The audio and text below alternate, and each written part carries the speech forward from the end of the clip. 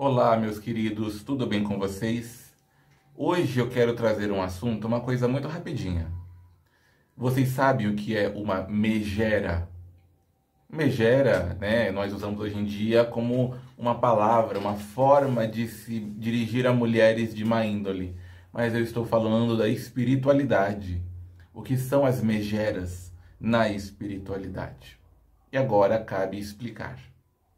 Megera é um nome da mitologia, a gente já sabe disso, né? É uma das três fúrias. A Fúria, filha de Gaia, que era invejosa, maldosa, infiel e que incitava as pessoas a serem pessoas ruins. Nós usamos esse nome para as entidades porque, bom, tem tudo a ver, né? Só essa definição já deixa muito claro. Quando uma pessoa morre e essa pessoa tem a oportunidade de se tornar uma entidade, ela poderá, mas não é uma certeza.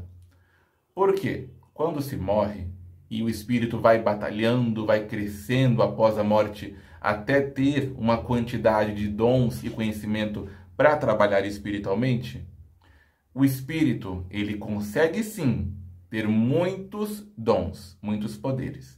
Mas não é apenas sobre isso que se trata de trabalhar na espiritualidade.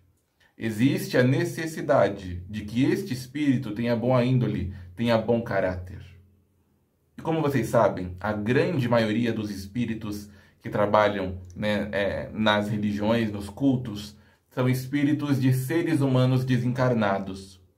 Seria uma mentira deslavada eu falar para vocês que o ser humano é bondoso em essência. É o contrário, o ser humano ele é mau em essência.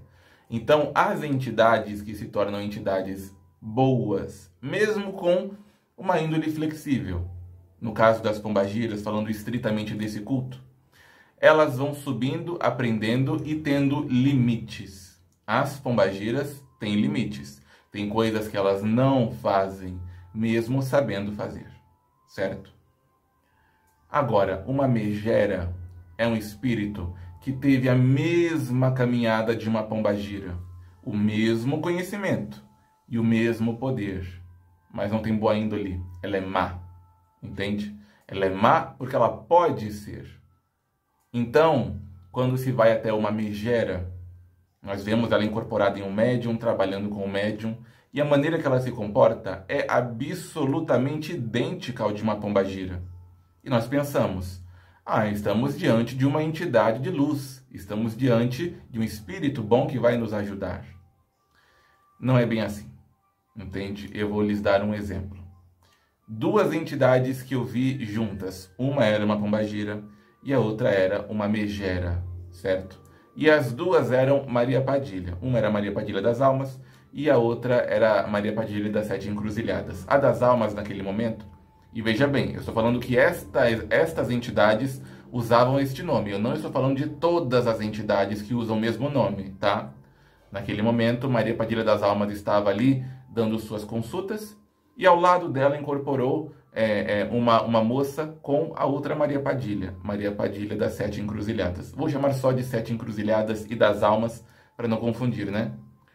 E aí o que acontece havia uma cliente da casa que chegou até Maria Padilha das Almas e falou assim: meu marido, ele arranjou uma amante. E essa amante, ela teve um filho dele. Eu só estou sabendo agora. A criança tem 6 anos de idade. Mas essa criança tem que morrer. Porque se essa criança crescer, ela vai disputar o patrimônio da minha família. Porque ela é herdeira legítima. Inclusive, o próprio pai já tinha registrado ela, tudo certinho. Então, essa mulher, ela pediu que Maria Padilha das Almas, a das Almas, né, matasse a criança. E Maria Padilha das Almas disse de imediato para ela: eu não sou fã de crianças, né? Ela chamava crianças de ratos. Eu não gosto de ratos, mas longe de mim fazer mal a eles. Então não vou te ajudar nisso de modo algum. Você busque aí os meios que achar que deve, mas eu não vou malejar, maltratar e principalmente não vou matar uma criança. Isso foi o que a Maria Padilha das Almas respondeu. As Sete Encruzilhadas estava ao lado. Quando a mulher foi saindo, as Sete Encruzilhadas falou: vem comigo, vamos fazer esse trabalho e essa criança morre ainda hoje. E A mulher foi atrás das 7 encruzilhadas. Bom, nós ficamos sabendo que, no caso, a criança não morreu naquele dia. Mas, passado algum tempo, a criança ficou muito doente, quase faleceu. Só não faleceu porque a mãe da criança também era da espiritualidade. Levou ela em um terreiro e a criança conseguiu ser salva com a intervenção de um preto velho, né? E aí vocês veem aqui, ó. A das almas, Maria Padilha das Almas, era uma pombagira. A das 7 encruzilhadas era uma megera. Mas elas têm o mesmo poder.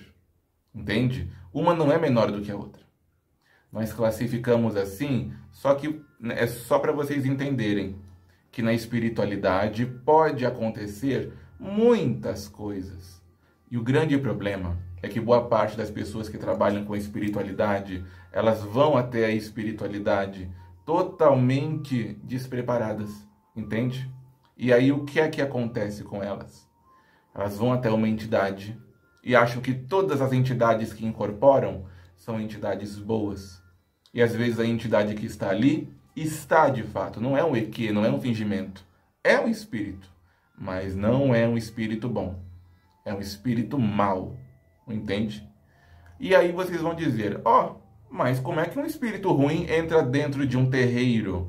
O terreiro tem as proteções, as firmezas. As proteções e as firmezas, elas servem para afastar os espíritos de baixa vibração. Os encostos, os perseguidores, os malejadores, os zombeteiros, né? Tudo isso vai, né? Os obsessores, tudo isso vai embora, não pode entrar. Mas uma megera, a energia que ela passa, ela simula uma energia boa quando ela entra no terreiro. Então, a defesa do terreiro não vê motivo para rejeitar a ela, porque acha que ela é mais uma pombagira. Entende? Porque ela se comporta como se fosse. E dentro do terreiro, ela vem. Só que a megera, ela é muito esperta. Todas elas são. Ela não pode chegar e gritar para você, ai, vem aqui que eu vou te matar. Não, não é assim não. Porque as megeras, se elas fazem algo por si, elas são castigadas. Então, se a megera chega até você e diz, ai, me deu vontade sei lá, de te matar hoje, de quebrar suas pernas hoje. Ela não pode fazer isso. Até pode, mas ela sabe que se ela fizer isso, o castigo que vai vir nela é muito alto. Então, como é que ela trabalha? Ela olha para você e pergunta para você, o que é que você quer que eu faça? E ela vai te induzindo, ela vai te castigando ali, né? Te instigando, perdão, para chegar num pedido perverso. Porque se foi você que pediu para fazer o mal, a culpa não é dela, a culpa é sua. Ela apenas realizou o seu desejo. Mas a culpa sempre será do desejoso, né? Da pessoa que fez o pedido. Então sempre pensem nisso.